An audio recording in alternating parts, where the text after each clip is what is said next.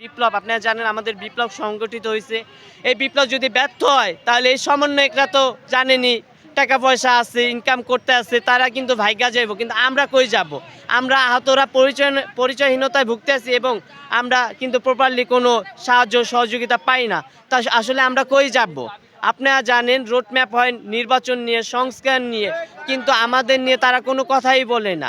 আমরা চাই দ্রুত সময়ের মধ্যে জুলাইয়ের ঘোষণাপত্র দিয়ে আহত এবং নিহতদেরকে রাষ্ট্রীয় স্বীকৃতি দিবে এবং রাষ্ট্রীয় সম্পদে রূপান্তরণ করবে। কিন্তু আমাদের সমন্বয়ক এবং উপদেষ্টারা সেই কথা নিয়ে তারা ভাবেই না।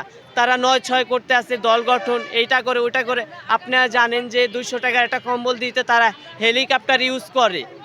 এটা কেমন কথা? যেখানে আহত ভাইরা মনে করেন যে দেখেন যে হসপিটালে কম্বলও নাই।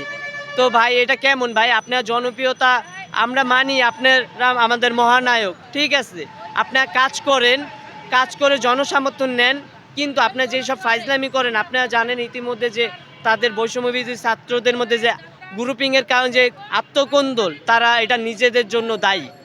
তারা এখন সমন্বয়করা এবং উপদেষ্টারা সব কিছু ভুলে গেছে যে তারা কিভাবে বিপ্লব হইল, কারা এই বিপ্লবটা সংগঠিত করছে। তারা সব কিছু বিসর্জন দিয়ে ফেলছে, তারা আমাদের কথা বলতেই চায় না। আসলে প্রবলেমটা কোন জায়গায়? আপনারা জানেন যে আমাদের আহতদের চিকিৎসা এবং নিহতদের পরিবারের সাপোর্ট দেওয়ার জন্য কিন্তু জনগণ আমাদেরকে বাধাগ্রস্ত করতে আসছে না।